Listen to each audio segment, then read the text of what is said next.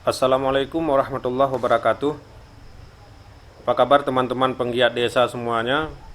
Tanggal 20 kemarin, Kementerian Keuangan telah mengeluarkan Peraturan Menteri Keuangan Republik Indonesia Nomor 40 garing PMK.07 garing 2020 tentang perubahan atas Peraturan Menteri Keuangan Nomor 205 garing PMK.07 garing 2019 tentang pengelolaan dana desa. Ada beberapa ketentuan dalam Peraturan Menteri Keuangan sebelumnya, yaitu Menteri Keuangan Nomor 205 yang diubah.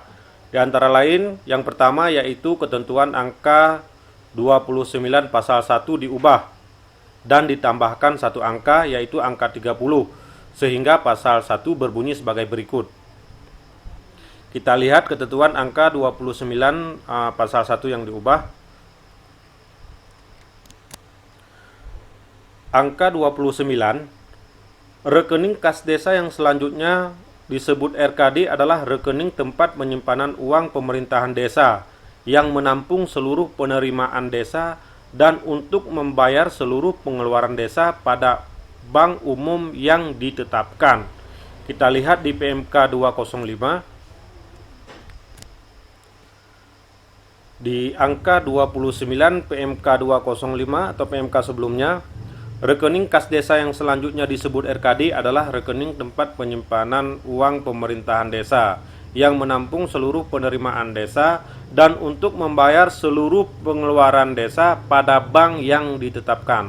Jadi perbedaannya di PMK sekarang itu pada bank umum yang ditetapkan. Selanjutnya angka 30 di PMK sekarang, bantuan langsung tunai desa yang selanjutnya disingkat BLT desa adalah pemberian uang tunai kepada keluarga miskin atau tidak mampu di desa yang bersumber dari dana desa untuk mengurangi dampak ekonomi akibat adanya pandemi coronavirus disease 2019 atau COVID-19. Sedangkan di PMK sebelumnya angka 30 ini tidak ada. Oke teman-teman, selanjutnya ketentuan ayat 4 dan ayat 5 pasal 23 diubah sehingga pasal 23 berbunyi sebagai berikut. Coba kita lihat ketentuan ayat 4 dan ayat 5 di pasal 23 ini.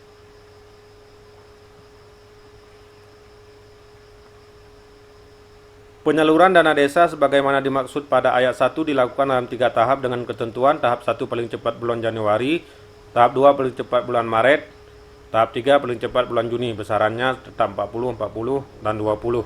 Sedangkan di PMK sebelumnya, coba kita lihat.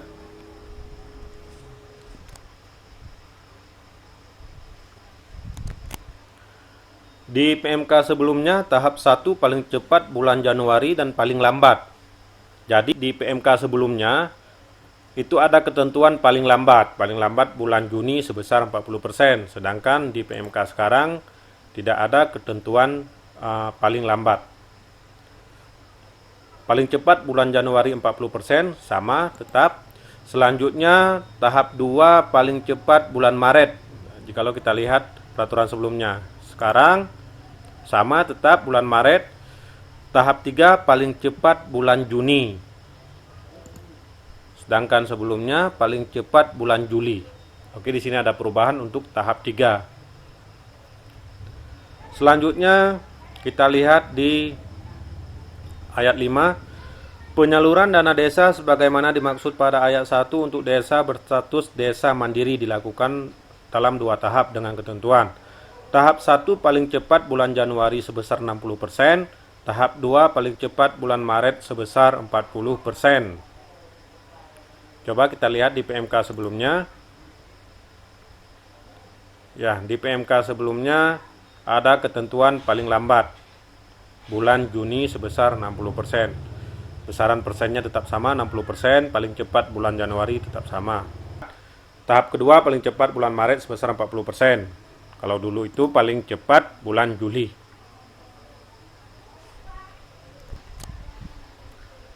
Ya teman-teman, selanjutnya yang diubah adalah pasal 24, ketentuan ayat 1, ayat 2, dan ayat 4. Sehingga bunyinya adalah sebagai berikut. Kita lihat ayat 1.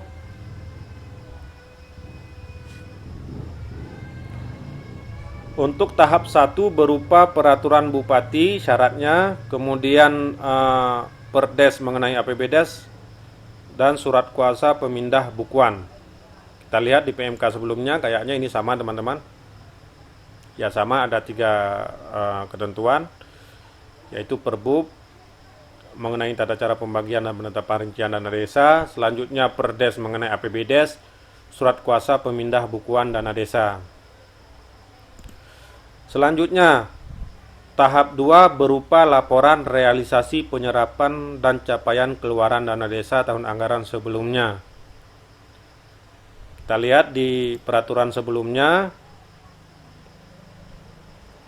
tahap 2 berupa laporan realisasi, kemudian laporan realisasi penyerapan dan capaian keluaran dana desa tahap 1 menunjukkan rata-rata realisasi penyerapan paling sedikit sebesar 50% dan rata-rata capaian keluaran menunjukkan paling sedikit sebesar 35%. Jadi ini yang ketentuan nomor 2 ini dihilangkan ya teman-teman di PMK yang sekarang. Oke, yang sekarang tinggal untuk tahap 2 itu yang diminta adalah laporan realisasi penyerapan dan capaian keluaran dana desa tahun anggaran sebelumnya. Selanjutnya tahap 3 berupa laporan realisasi penyerapan capaian keluaran dana desa sampai dengan tahap 2 menunjukkan realisasi penyerapan paling sedikit sebesar 75% dan capaian keluaran menunjukkan paling sedikit sebesar 50%. Kemudian laporan konvergensi pencegahan stunting, laporan konvergensi pencegahan stunting tingkat desa tahun anggaran sebelumnya, dan peraturan kepala desa mengenai penetapan keluarga penerima manfaat PLT desa. Jadi teman-teman, angka yang ketiga ini peraturan kepala desa mengenai penetapan keluarga penerima manfaat BLT desa. Ini sebelumnya tidak ada di PMK 205. Ya, di PMK 205 cuma 2 poin atau 2 angka. Jadi ini adalah merupakan catatan khusus untuk kepala desa, jangan sampai tidak ada atau tidak membuat penetapan keluarga penerima manfaat BLT desa, karena ini merupakan salah satu syarat untuk pengajuan tahap ketiga. Selain ayat 1 yang diubah adalah ayat 2, kemudian coba kita lihat kembali ayat 2 dan ayat 4. Ayat 2 bisa teman-teman baca. Nanti filenya bisa teman-teman download di link deskripsi. Selanjutnya di antara pasal 24 dan pasal 25 disisipkan 2 pasal, yaitu pasal 24A dan pasal 24B yang berbunyi sebagai berikut. Pasal 24A, dalam hal desa belum salur dana desa tahap 1, dana desa disalurkan dengan persyaratan sebagaimana dimaksud dalam pasal 24 ayat 1 dengan ketentuan dana desa tahap 1 disalurkan secara bulanan dalam kurun waktu 3 bulan dengan besaran dan persyaratan setiap bulan masing-masing. Bulan pertama sebesar 15% dengan persyaratan peraturan kepala desa mengenai penetapan keluarga penerima manfaat BLT desa. Jadi di sini diperkuat kembali teman-teman. Jangan sampai kepala desa tidak membuat atau tidak menetapkan keluarga penerima manfaat BLT. Selanjutnya bulan kedua sebesar 15% dengan persyaratan laporan pelaksanaan BLT desa bulan pertama. Dan yang ketiga, bulan ketiga sebesar 10% dengan persyaratan laporan pelaksanaan BLT desa bulan kedua. Jadi teman-teman bisa kita lihat di sini, BLT ini sangat penting. Jadi penekanannya sangat penting teman-teman. Harus dipastikan kepala desa harus menetapkan keluarga penerima manfaat BLT desa. Selanjutnya, dalam hal desa telah salur dana desa tahap 1 sebagaimana dimaksud dalam pasal 23 ayat 4, untuk dana desa yang diterima belum dibelanjakan diatur dengan ketentuan. Penyaluran dana desa tahap 2 dan tahap 3 dilaksanakan sesuai ketentuan dalam pasal 23 ayat 4 dan memenuhi persyaratan penyaluran sebagaimana dimaksud dalam pasal 24 ayat 1. Dan dana desa tahap 1 diprioritaskan untuk BLT desa. Oke, jelas sekali lagi bahwa dana desa tahap 1 diprioritaskan untuk BLT desa. Jadi penekanannya di sini kembali kepada BLT. Selanjutnya yang poin B, untuk dana desa yang diterima sudah dibelanjakan, diatur dengan ketentuan. Dana desa tahap 2 disalurkan secara bulanan dalam kurun waktu 3 bulan dengan besaran dan persyaratan setiap bulan masing-masing. Bulan pertama sebesar 15%. Dengan persyaratan peraturan kepala desa mengenai penetapan keluarga penerimaan manfaat BLT desa. Jadi kembali di sini ditekankan. Dana desa tahap 2 diprioritaskan untuk BLT desa.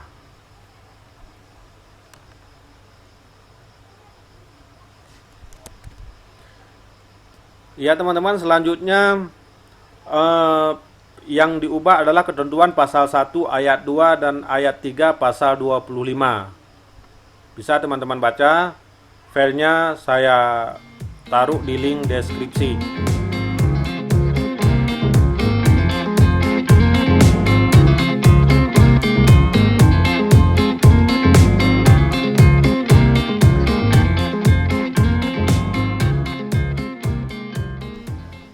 Selanjutnya yang ketujuh, di antara ayat 1 dan ayat 2 pasal 32 disisipkan satu ayat, yaitu ayat 1A, sehingga pasal 32 berbunyi sebagai berikut. Silahkan teman-teman dibaca.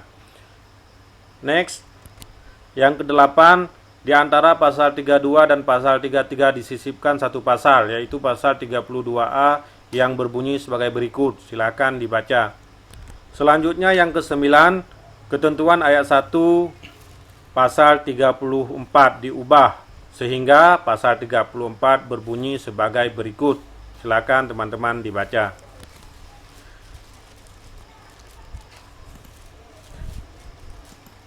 Yang ke-10, ketentuan ayat 1 pasal 35 diubah sehingga pasal 35 berbunyi sebagai berikut.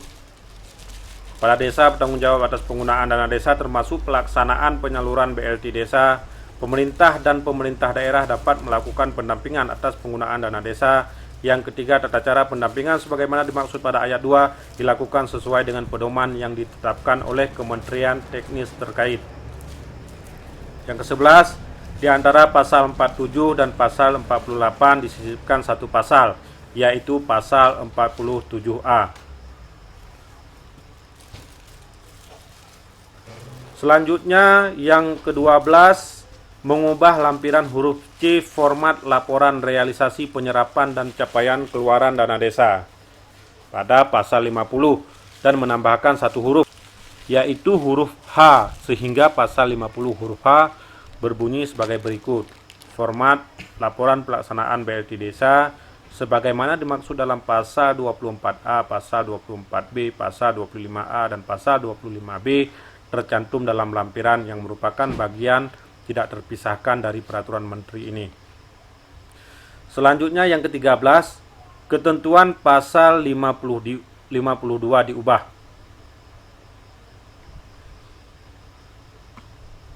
Selanjutnya yang ke-14, di antara pasal 53 dan pasal 54 disisipkan satu pasal, yaitu pasal 53A.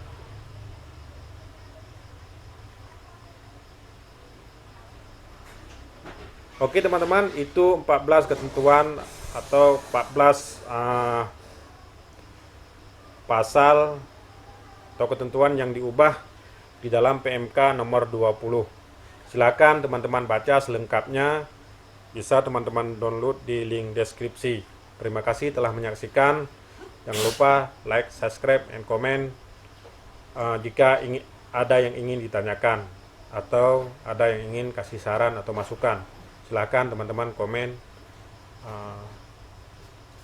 Sekali lagi terima kasih telah menyaksikan video ini. Wabillahi taufik wal hidayah. Assalamualaikum warahmatullahi wabarakatuh.